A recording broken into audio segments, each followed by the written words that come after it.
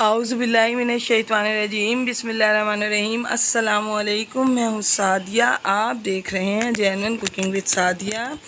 तो आप सबसे पहले आप सबको जश्न आज़ादी मुबारक। नेट के इशू की वजह से मैं 14 अगस्त को वीडियो अपलोड नहीं कर सकी, तो इसलिए आज आप सबको जश्न आज़ादी मुबारक।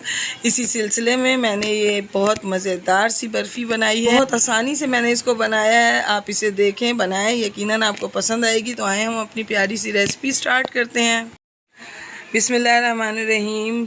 तो देखें व्यूअर्स, बर्फ़ी बनाने के लिए सबसे पहले मैंने 1 लीटर मिल्क लिया है और इसके अंदर मैं ये 1 कप खुश्क दूध ऐड करूँगी। और अब हम इन दोनों दूध को मिक्स अप करेंगे ताकि ये दोनों यकजान हो जाएं और जो हमारा गाय का दूध है वो थोड़ा थिक हो जाए।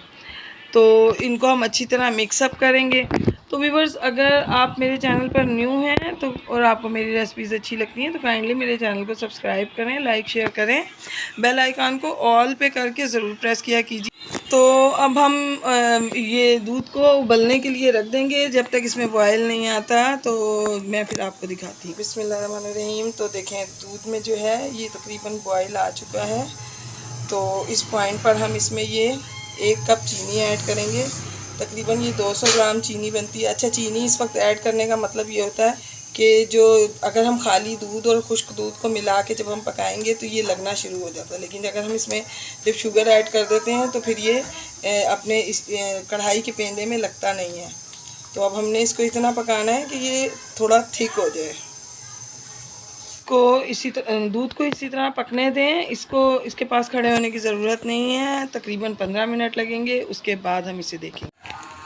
बिस्मिल्लाहिर्रहमानिर्रहीम। तो देखें 15 मिनट हो गए इसको दूध को पकते हुए, ये थोड़ा सा ठीक हो गया। तो अब इस पॉइंट पर मैं इसमें 1 टेबल स्पून जो है मैंने मैदा लिया है और इसका मैंने वाटर बनाया, वो इसमें ऐड किया है।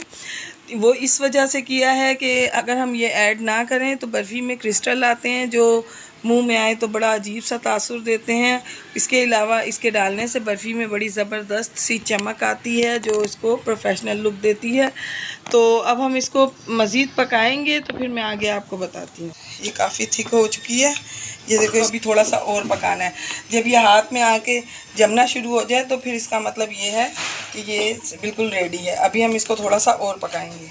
व्यूअर्स, अब इसने पैन को छोड़ना शुरू कर दिया है, इसका मतलब ये रेडी है। तो मैं आपको इसको 1 मिनट और पका के तो फिर मैं आपको इसको बताती हूँ कि इसका आगे क्या करना है। तो देखें व्यूअर्स, इसने बिल्कुल पैन को छोड़ना शुरू कर दिया है और अब ये बिल्कुल रेडी है। अब हम इसको उतारेंगे। इसे मैंने चूल्हे से उतार दिया है और नीचे रख के हम इसको थोड़ी देर तक इस तरह ठंडा करेंगे। और ये थोड़ी सी जब ठंडी हो जाएगी तो ये देखें, अब इसके अंदर हम ये मैंने 1 कप खुश्क दूध लिया है और इसके अंदर हम इसको अच्छे तरीके से मिक्स कर देंगे। तो देखें व्यूअर्स, ये मैंने सब रेडी कर लिए मिक्सअप करके। अब हम इसको अपने सांचे में ये लगा के रख लिया है बटर पेपर, और अब हम इसको इस तरह से इसमें निकालते जाएंगे। ये याद रखिए कि इसे गरम गरम निकालिएगा, नहीं तो ये ठंडी हो गई तो ये जमेगी नहीं।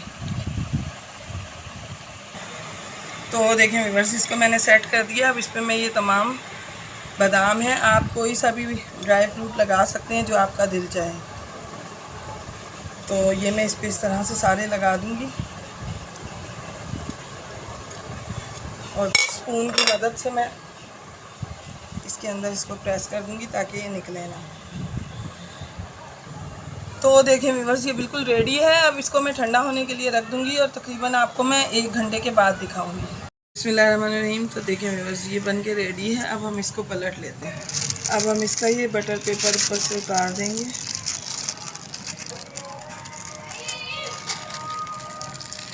ये इसको हमने पलट दिया है।